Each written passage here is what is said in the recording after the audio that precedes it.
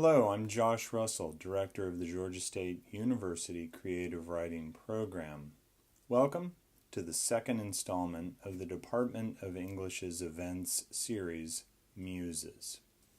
I would like to thank the department and our chair, Dr. Audrey Goodman, and the Troy Moore Library Endowment for supporting this event. This series is called Muses as a nod both to the Greek goddesses that inspire art and to the iconic neon sign that is part of the downtown Atlanta skyline. Today, we're pleased to showcase two alumni and one current student who've recently published books of poetry, creative nonfiction, and fiction: Emily Lake Hansen, Caroline Crew, and Dionne Irving. Emily Lake Hansen is the author of the collection Home and Other Duty Stations and the chapbook The Way the Body Had to Travel. She is a third-year PhD student at GSU and an instructor of English at Agnes Scott College.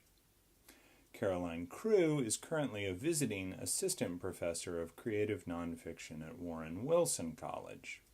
She is the author of Other Girls to Burn, the University of Georgia Press, just out, which won the 2020 AWP Prize for Nonfiction, selected by Alexander Chi. Her poetry collection, Pink Museum, was published by Big Lux, and she has also published several chapbooks. Caroline earned her PhD in English with a concentration in creative writing from Georgia State University in 2021. Dionne Irving is originally from Toronto, Ontario.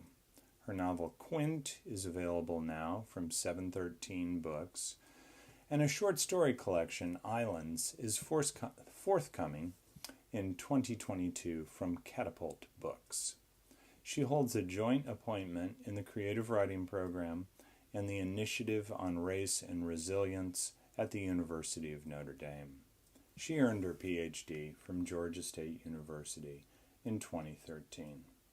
I hope you enjoy this online event.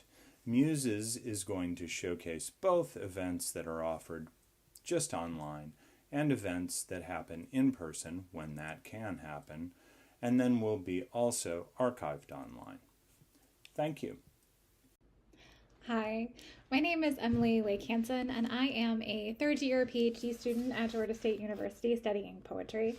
And I am thrilled to be coming to you virtually today to read some poems from my first collection, Home and Other Duty Stations, which came out the same month we all went into lockdown back in 2020.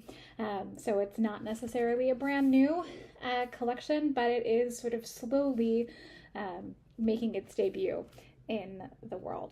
I'll start by reading the first poem from the collection, which is called Brat, and refers not necessarily to the Veruca Salt kind, though I can be that, but instead to the military brat variety. Brat. I don't know what home is. A house that doesn't spread between coasts, a board game without missing pieces, a dog that grows old in one place. I keep sifting through the memories, the slog of the Pacific, the white sand of the Gulf. But what is home if you have to remake it? At 40, my father pierced his belly button in the kitchen. At 30, my mother proclaimed she was a mermaid stranded on land. I am waiting for my gills to sprout, for this skin to slough off like a snake's. But I once killed a cactus in its natural habitat. I keep finding myself stuck in the desert, searching for sea.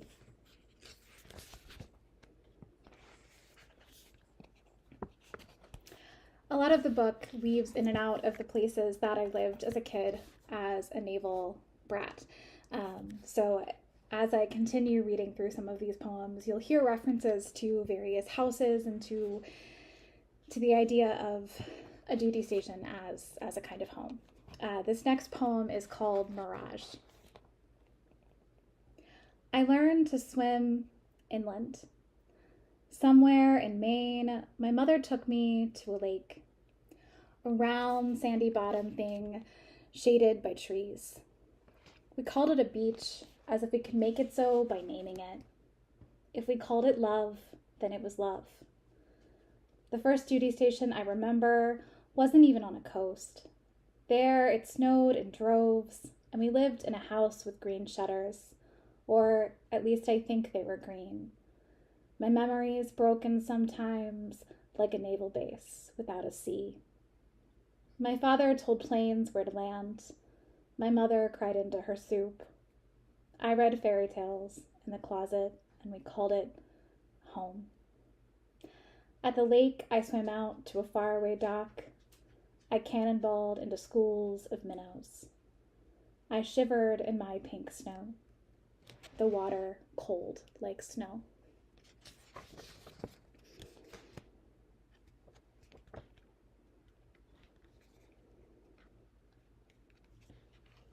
This one's called Air Boss. Those weekends, you wore a fancy suit. Your uniform traded for civilian clothes I didn't recognize, though you woke early still to polish your shoes as if on instinct. I would get up with you those mornings to sit in the garage as you ironed your jacket, one hand smoothing out the creases, the other smoking cigarette after cigarette in the hazy morning air. Your job, they called you Air Boss, as if anyone could control air, was to tell the show planes when and where to land, to communicate through headsets and hand gestures with the pilots up in the air. I thought you were a magician then, orchestrating tricks between layers of atmosphere. But I skipped the last show you directed. By then, you'd showed me the den of screens where you watched the blinking curlicues of the planes. I knew then there was no magic to you. The trick was hollow like a log. The weekend of your last show, I stayed home alone instead, pacing the empty halls like a bird above its prey, like a rescue plane circling tragedy.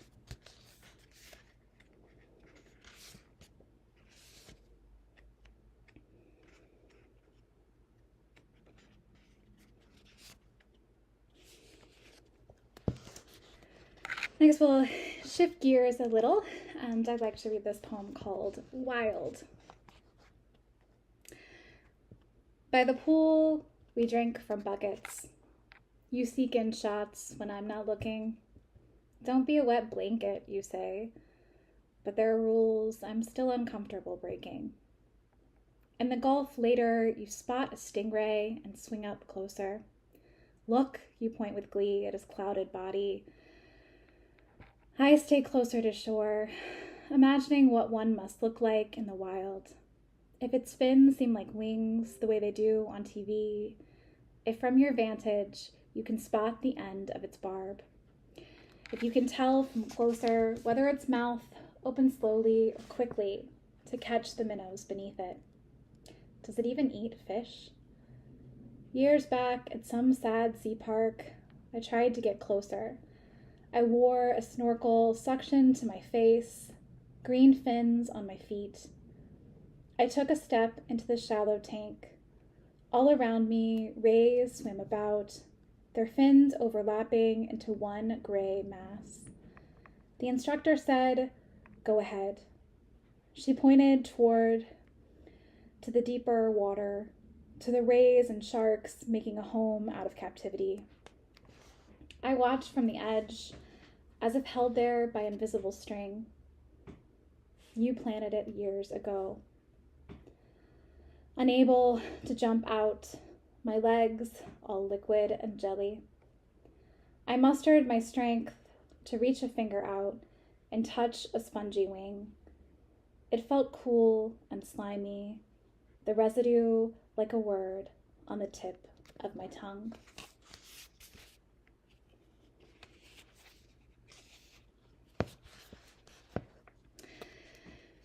This one deals with the idea of intergenerational trauma. a lovely and light topic. Inheritance. In the new country, my grandmother and her sisters carried their heads like anchors, woven canisters meant for immeasurable grain. One married a different man for every decade of her life. One's brain got erased by waves. One wore a doll strapped to her chest for years and years like a baby. My grandmother planted flowers instead, zinnias and azaleas, white magnolias snipped from trees.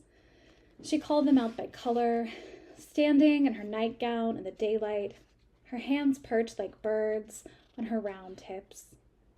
She was sturdy in those moments, a fat statue on her Florida porch, but she was no different than the rest of them.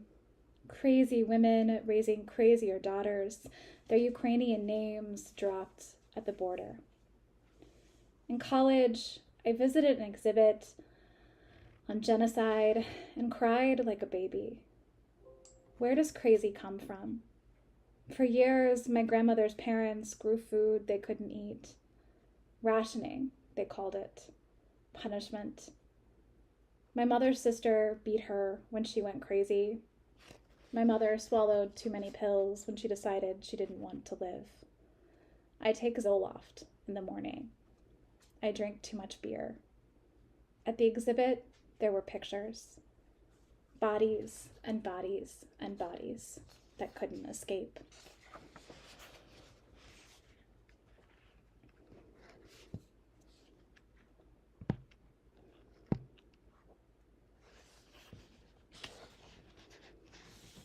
This one is called Apologies. If I were a man, I would have already taken you. At the first sign of your kindness, the first time you smiled at me on a lark, I would have walked right up to you because I wanted to and laid my hands bare across your arms. But I was raised a lady, told at 8 about the blackheads on my nose, at 12 about the particular wideness of my hips. In elementary school, they weighed me in a line and marked me red. I learned instead to swim, to view water and the men who loved me as exception. As an adult, I've tattooed my skin as apology. Here is art, it says. I'm sorry you must look at my body.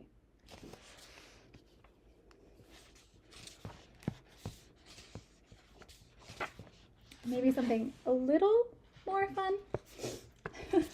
Next, this is called Still Life. Morning, and the clocks have changed, and my sons talk apocalyptic. Which way would you pick to die?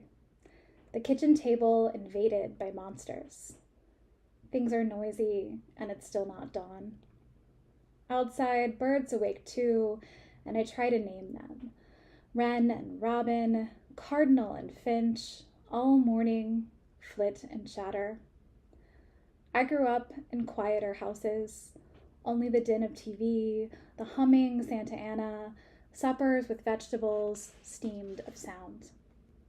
I crunched ice between my teeth instead when I wanted something loud. What I controlled then, the same as what I control now, nothing. And we're late for school as always, my keys rattling in the lock. In the car, there's an argument. Zombies or daggers. I pick falling houses. The wicked witch crushed again under the foundation. And I will read just 3 more. And I'll start with this one, which is my male professor asks, haven't women been writing about this for decades already? It's a crafted skill. I can undo myself with a single fleeting thought. I've got a potion good for rumination, a shiny crystal in my pocket that pulls compliments into secret chambers. No one likes an insecure woman, and why should they? I pick flower petals and they all say he loves me not. I pick fruit, and it's all rotten. I'm a spoilsport when there's fun. I rain on parades when I'm invited. But this is all whining. Who wants to listen to such dribble? I come from a lineage of women broken by potbellies and oversharing. My mother asked me at 8 if she looked fat in her dress. My grandmother said the upside of dying was that she finally got thin. The first time a man really loved me, I was shocked it wasn't a joke. What do you call a woman bound to failure by needlepoint and crochet? A lady, of course. You sit her in the corner, you talk her down to her friends, you position some reflective surface perfectly so there's no escaping that pinch of doubt, planted as a chip in a computer, as a seed inside dirt, as an egg burrowed in a uterine wall. On my wildest days, I grow fibroids instead, needy, incessant tumors that promise they're not cancer. At night, they whisper, "This will only hurt a little. Just stay still." I close my eyes and imagine an ether without bodies, a body without dimples, a dimple unsevered by dog teeth. From his Jeep, a man jerks off to me when he thinks I'm not looking. But he didn't touch you, right? No, he didn't touch me.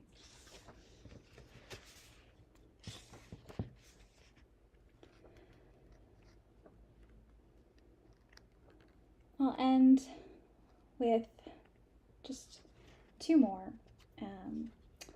This one about a javelina that I saw scurrying across a motel parking lot on a trip to Sedona in Arizona called Desert Vacation. There it was suddenly, the javelina scurrying like a squirrel across the motel parking lot. Its woolly body swerved left and right around cars, darting towards the conifers at the end of the row. You gasped when you saw it, your face loud, your mouth hung open in a squeal. I thought something must be wrong, the way you waved your hands about at your sides, the way your legs froze in the middle of walking. But it was just joy, the desert pig digging up mirth from your insides. I tried to chase after it for a photo, speed walking with my hand on the flash, but you stopped me, calling out with caution as if I were the foolish one and you were ever responsible. The picture I managed turned out blurry and dark, the javelina just a gray flash near the corner of the frame. Who knew there was life in the desert? I wanted to be able to prove it. Long ago, I had lived nearby and slept in a house where the oven was kept in a breezeway outside. It was too hot to cook then anyway, and I burned everything I touched. I came back with you looking for home, or for its opposite, for some sign I had made the right choice. You took me to a psychic. She laid out tarot cards on the table, produced visage after visage of sword and stone. "What's holding you back?" she asked, pointing down to a night blocking the way. In the corner card, a lady picked apple after apple from a ripe green tree. I pictured the javelina, running full speed on its tiny feet, its round belly jiggling above the asphalt. "Nothing," I told her, my arms crossed against my chest. Instead of a picture, I brought home a statue as souvenir, an inch-tall javelina, its body recreated in slate and going nowhere. And finally, to end on an equally positive note, low self-esteem in your 30s. There's a point each January where I confuse the camellias for dead. Their brown petals littering the moss, I lament for a moment that they passed that exact color red before I could write it down. Not that I could have written it down, The red somehow rose bright and not sentimental or ugly. In February, their color is always back, and I am stunned in a way that betrays me. In the mirror later, I stare at my face, my eyes welled with tears. Wrinkles run across my eyelids, my chin droops downwards, as in winter. It is winter, and I am stupid for the longing. Did I miss it when I was rose red and not sentimental or ugly? I want to travel back and see, pick up all the bits of blemished skin, nail clippings, rogue hairs, make of them something reverse. Whisper it promises. I will love you this time around. Plead with it. Let me do it again. Thank you all so much. Hi, I'm Caroline Crew, and today I'm going to be reading 2 short essays from my recently published essay collection, Other Girls to Burn, from the University of Georgia Press. The first is called The Double King. Once there were 2 kings inside one body, but there was no 2-headed king. The double king had many daughters, and they grew, and many of them left the small green kingdom for small green kingdoms nearby. When only the youngest daughter remained, the double king busied himself with song. Intending to his daughters, the double king had forgotten the songbirds, and so he returned to his first charges. My first memory is wiggling in the grass as my father diligently planted 100 Scots pines. Those saplings are now stalwart. As a child with crooked bangs, my father trimmed them with his own father's desk scissors. I would check on the pine's growth every morning as my father and I did our rounds of the farm. Each day we would check the magpie traps, refill the water for the bait bird, and feed it, reset the trap, and, if success had been had, I would wait in the truck while my father quietly wrung the neck of the caught predator. The double king cleared his kingdom of the black and white doomsayers as much as he could, and as the rhymes of 1 for sorrow, 2 for mirth, 3 for a funeral, 4 for a birth died out, the smaller bird's song swelled across the land. I came into my father's life late. He had already started to weather, bruises staying a little longer, and I've never known his hair anything other than grey. Which is to say, he already had a strong sense of self and a litany of well-honed stories that began, and then he'd say, Phil, he'd say, I will never know the skins my father shed, like the snakes in the shit heap, in order to become the man that made me. For many years, the double king used only his first face, broad and ruddy-cheeked. When his eldest daughters were young, he used his first face. When his youngest daughters were born, he used his first face. As the many magpies lessened, only one remained. The magpie took no joy in the rich orchestra of hedgerow song, nor in the pride of the double king as he tended his daughters and tended his songbirds. Cursing the double king, the magpie flew to his table and crowed a hex that settled over his house and the whole kingdom. A bird in the house means death in the family. Often, a bird in literature means the death of the story, the cliched weight exploding the delicate bones that are being heaped with metaphor. But the truth is, the week I went to Britain and saw the full force, not the slight slippages or running together of daughters' names, but the full force of my father's dementia, my childhood home was invaded with birds. The robin dipping into the kitchen, not an ominous sign.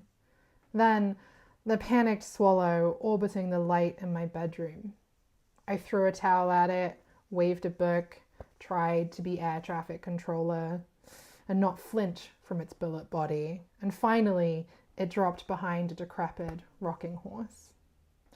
Grabbing the swallow and slipping it out of the window, I found its kin, 3 dead bird bodies stuck between the panes. The magpie's hex hovered over the double king, sinking slowly deeper into him. His first face still greeted the kingdom most days. Though his gait slowed, the double king still surveyed his kingdom, even as he traversed only its gardens and not its forests. But his first face began to flicker. At first, these brief intermissions were only glimpses of a second face, still broad but flat and colorless, as emphatic as a dish rag. The second face was empty, but couldn't hold a thing. Names, questions, and memories trickled out of it and wasted away. The question of when is a weighted one when growing up with an older parent. When did they become old? My dad wasn't old at 70 when he took joy in the two of us going to Sunday lunch alone and reveling in the awkward reactions of servers when he corrected them. No, my daughter, not my granddaughter. He wasn't old at my graduation when, with tears in his eyes, seeing the first of his family to gain a degree, he slipped out of the hall so that he could hug me when the doe-eyed graduates processed out into the world. Was he old when I flew home from America at 22 and he greeted me at Heathrow with a cardboard sign and a flask of gin? Does he remember when he became old? Does he remember anything? As the double king's second face emerged and settled, he began to stare at the kingdom instead of see it. The fields were still green, but the swaying corn did not move his eyes. He walked slower now, in the gardens of the kingdom, but it was quiet. The songbirds did not recognize the double king's second face, and so would not sing. On Mother's Day just gone, I mothered my father, woke him up with tea and toast, hesitantly tucking his morning pills onto his plate too. I sat with him, and we looped through the same questions, like a child unhappy with your answer to why. But the poke to repeat the question, the why before his why, would fly away before he could grasp it. I was only visiting for a week. Late in the afternoon, the day before I was to leave, my father looked up from his deep, blank silence and asked if I would cut his toenails. Because I don't live in this house anymore, I couldn't find any scissors other than the hulking ones his own father had owned. The scissors that my father insisted on using to cut my hair until I was 10 and old enough to go to his barber. I was as careful as I was taught to be. One day, the double king ventured a little further than the garden, but not quite to the forest. In the field lay a wooden contraption, box-like and weather-worn. The double king searched the box for meaning, but found none. His second face blankly eyed the box's door as it swung open, closed. He did not remember the magpie trap, nor the songbirds. From the trees, the magpie who had cursed him cawed in victory. Arriving home after that last visit, I dropped my suitcase in the kitchen and, leaving the door open, went to water the herbs outside. I made this small garden of green sprigs in pots when my father first started to fade away, a small way to feel close to him, the farmer. Returning inside, there was a sparrow on the floor. Some curse followed me home. Calling my parents to assure them of a safe flight, my dad asks, "Where are you now?" And I mirror the question back to him, quietly, though he has already forgotten what I asked.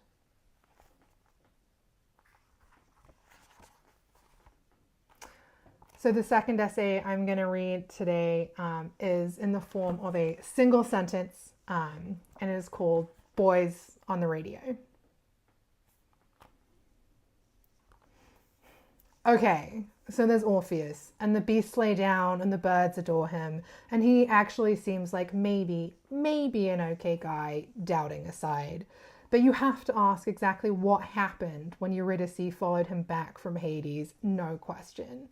If she really would have followed her husband, if she'd known that thousands and millions of teenage girls and not so teenage women would keep following her path up toward the light. If she'd seen me following the creepy drummer, the emo guitarist, the good drummer, at least a few bassists, the amateur anythings to dingy bars, muddy fields, repurposed churches and hotel lounges, would she, Eurydice, the very first groupie, have made an actual decision and stayed down there? Think of the things Eurydice's eye-lined army of girls could have achieved if she'd stayed in hell. A presidency, a sales tax system that refunds tampons that don't smell like the perfumed closet drawers of some aunt's house, maybe just free tampons. A fourth Bikini Kill album, an actual verifiable reason for fat-free to mean cardboard tasting, condoms that don't feel impossibly cold when trashing them, a fourth Tuscadero album, any helium album. A better version of the speculum, a cure for endometriosis, a cure for the wage gap, a cure for love songs in which the girl is coy and that's a crisis. Think of the things I could have achieved. Unmarred lungs, extra credit, any musical skill of my own, a better resume, a better dating resume, a working knowledge of how income tax actually works, more income, a less selfish approach to volunteering, teeth to make an American dentist proud, fewer face holes.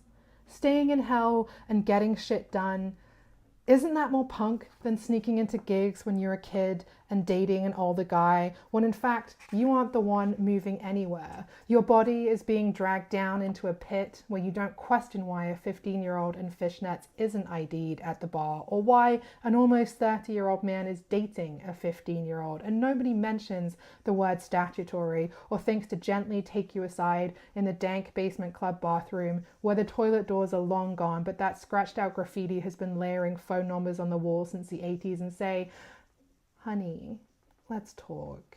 And sure, the 15-year-old in the fishnets would probably have eye-rolled like that one girl I saw at a show years later when I'd given up coal completely. Maybe she was 16 and maybe she did look like a younger me, but even so, I could see her and I could see the drinks she didn't buy at the bar and I could see who was buying them and his sleight of hand not fooling even your shittiest mole magician. And when I put my hand on her shoulder, she shrugged with an eye roll that could have triggered an avalanche, and it crushed me. Which is all to say that Eurydice might not have saved us if she'd said fuck it, said anything, and stayed back in hell. But Eurydice, girl, hell might have let us play our own songs. Thank you.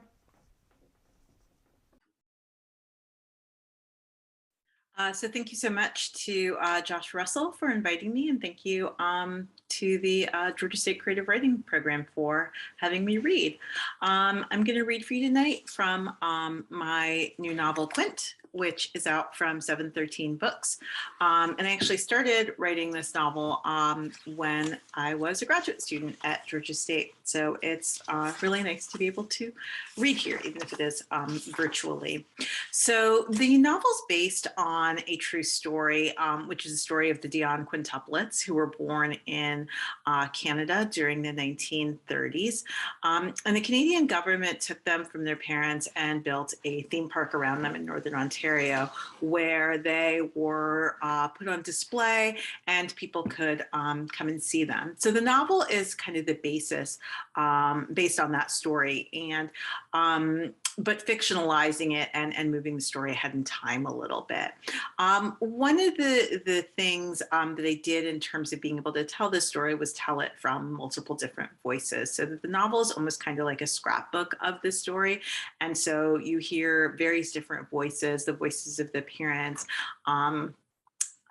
in some cases, the voice of the town where the quintuplets are from, who act as almost like a Greek chorus, and they are in first person plural, as well as the stories and voices of some of the other characters involved.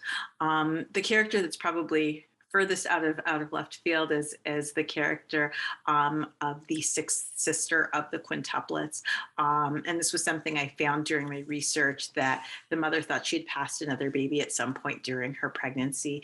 And that idea really intrigued me. And so I have that character in the novel who is a stillborn baby. And she is often our narrator at times in the story. So I'm just going to read a few of those sections from the novel for you. And I'll start with the very start of the novel, which comes from the point of view of the mother. Mother. When she started bleeding, she thought for certain she'd lost the child. The blood was bright red, the kind the midwife had warned her about, the kind that meant surely this child, like the others before it, had died inside her. Again, her body had failed her. Had shown her that she wasn't really a woman. In a month or so, he would climb on top of her and do it again, and she would get pregnant again. And then they would do this bebe, no bebe ritual. And at least that's how it had been before. She looked at the picture of the Virgin on the wall and was reminded of how Notre Dame had failed her time and time again.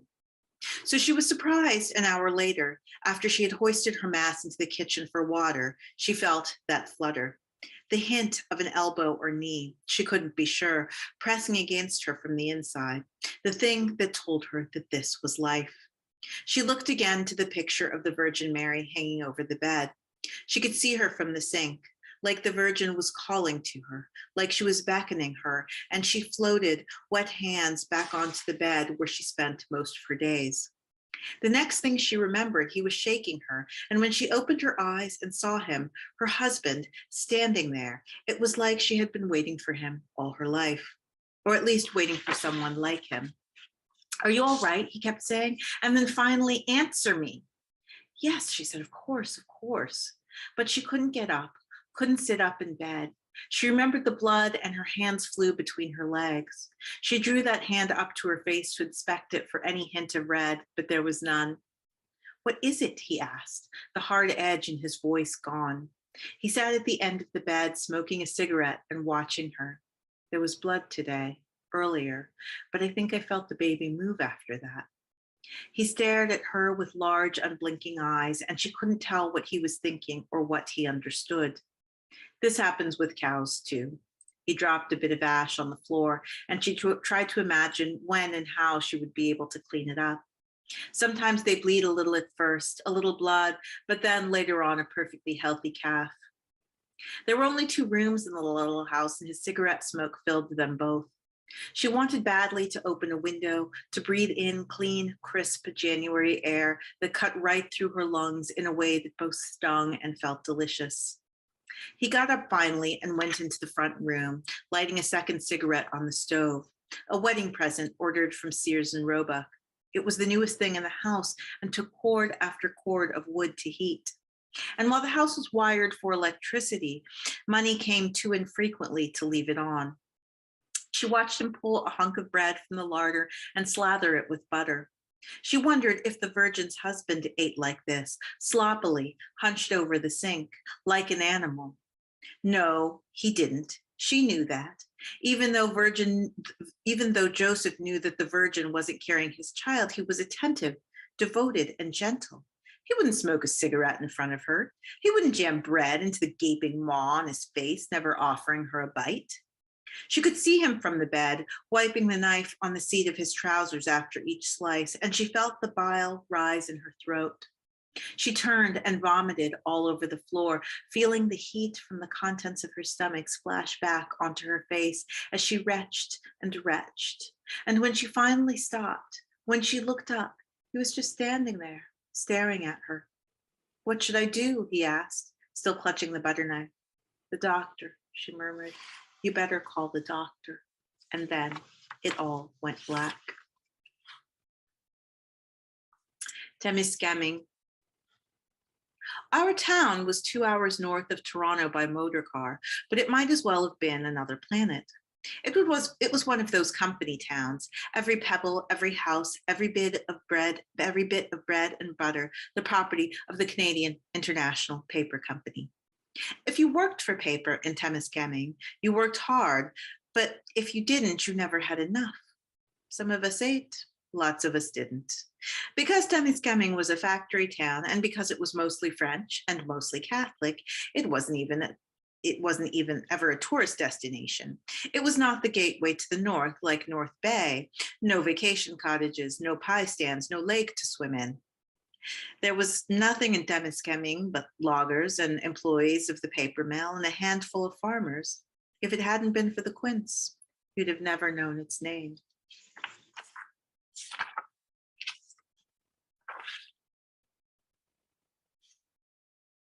Temiskaming. At 25, Catherine Palen was one of the oldest pregnant women in Temiskaming. By her age, most women were working on their fifth or sixth child. We whispered about her had full-blown conversations in the company store where the Palen were not allowed to shop, and even in the women's auxiliary sewing circle. The pregnancy was a topic of conversation because of her age, but also because of her size. The woman was fat, obscenely fat. It is the French, the mayor's wife said, one baby and they're ruined. And you know they never just have one, said the postmaster's wife. And we laughed. Sister. On the day of our birth, Maman came out of a dead faint and screamed for nearly 3 hours until her voice was hoarse and broken before Papa finally sent for the doctor. It was a point that was cited in a later trial as evidence of his apparent cruelty. But the only births he'd ever come close to were all animated by screams. How was he to know any better?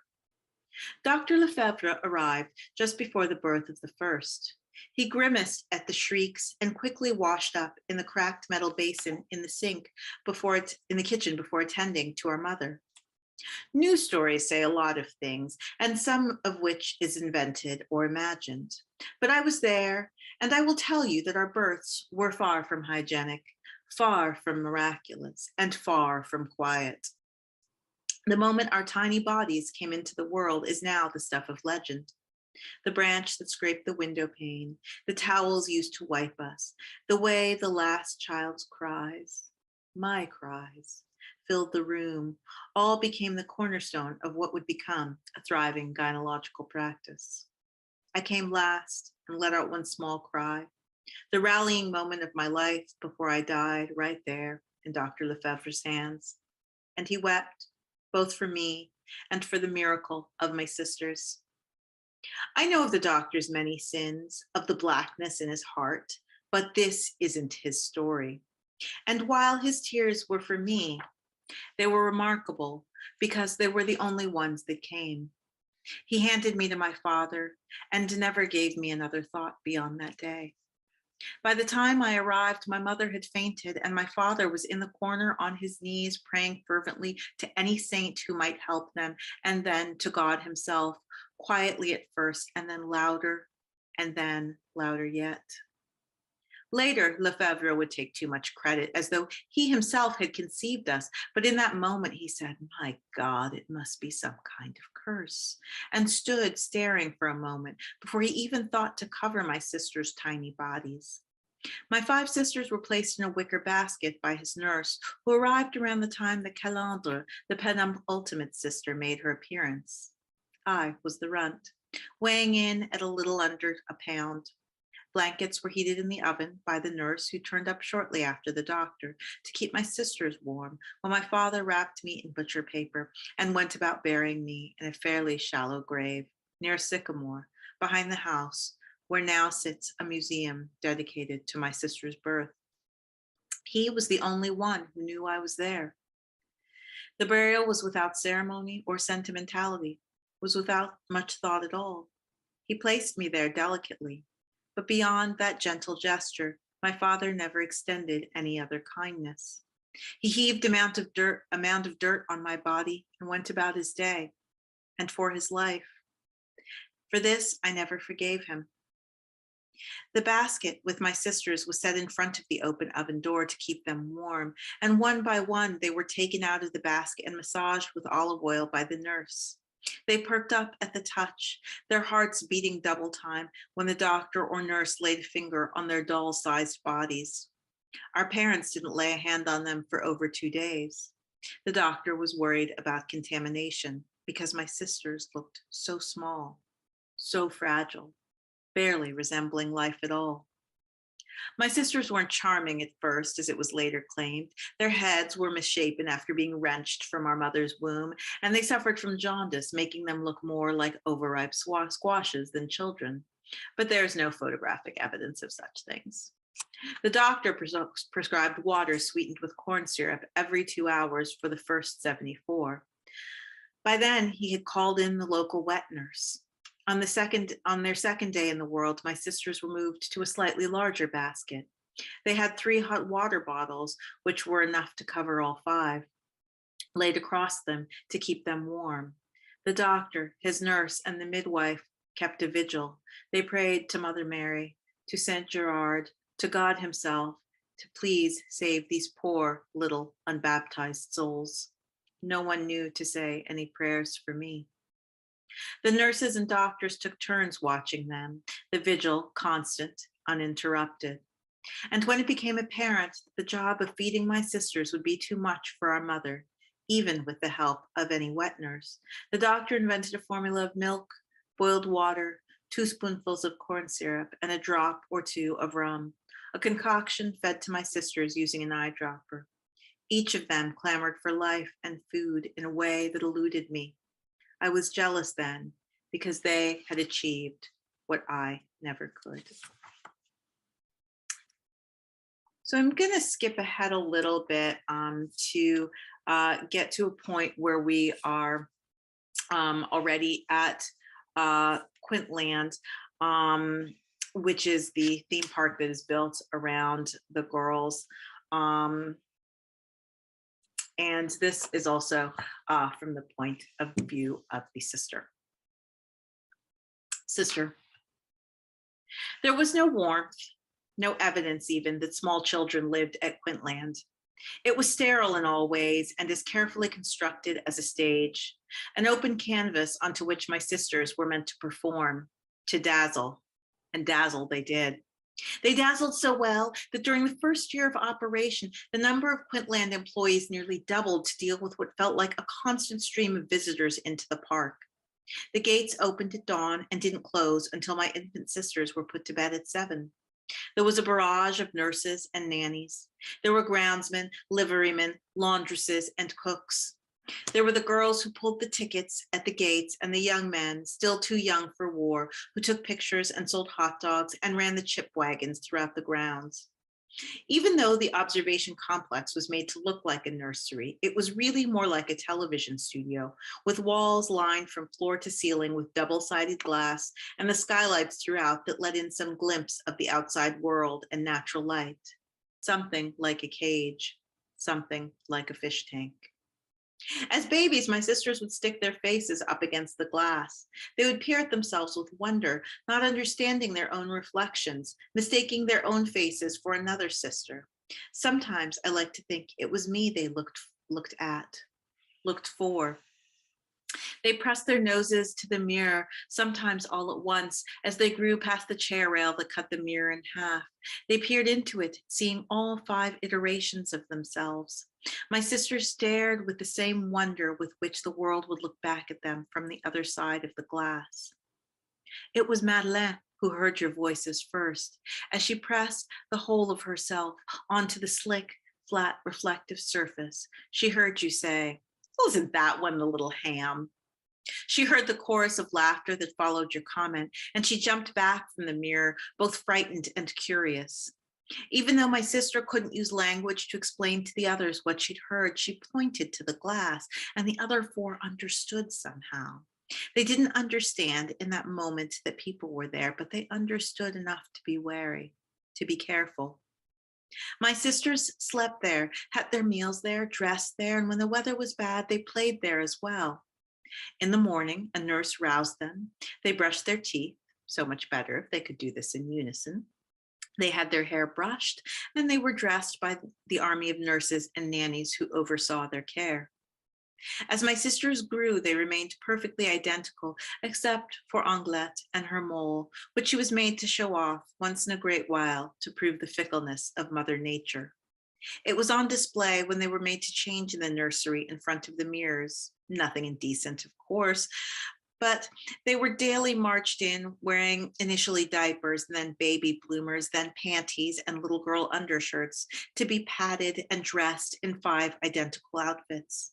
They were positioned in front of those mirrors day after day, year after year, in order to have their hair brushed with 100 theatrical strokes. Quintland is where my sisters shared their earliest memory. A murmuring crowd of people gathered outside the high fence that contained their playground. A group that gasped as they watched them run around, watched them take turns as they pulled each other in a wagon. My sisters made mud pies in the spring. Later, when the snows came, they made their best attempt at snowmen. Early on, they played games to drown out the mutters and whispers and sang "Fais dodo" at nap time in an effort to lull themselves to sleep.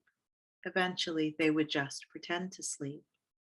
But who can sleep under hot, bright lights and with the cacophony made by the endless shuffle of bodies in the observation gallery? My sisters imagined you individually and then together.